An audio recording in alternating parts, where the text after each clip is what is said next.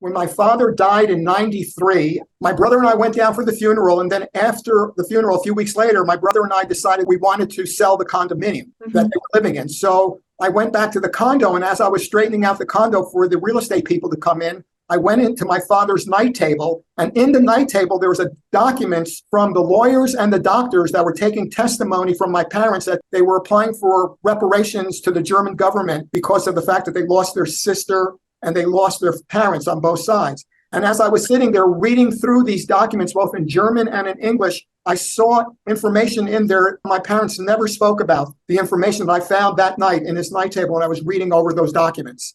Oh, wow. So it talked about their physical and mental condition after the war. They talked about instances of what happened to them during the time in the ghetto where they were before they were shipped to the concentration camps. So they went into a lot of detail there.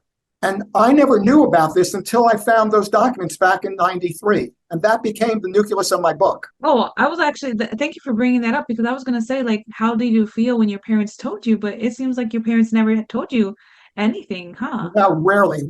My mother brought it up only once that she had a daughter when I was really young. My mother passed away in 2002. And when I was growing up in New York and New Jersey, they didn't talk about it. So I really couldn't connect what was going on. And it was only as an adult that I started to realize how special they were, and they were already gone. So as their last surviving member and their son, I felt it was my obligation and my honor to write their story.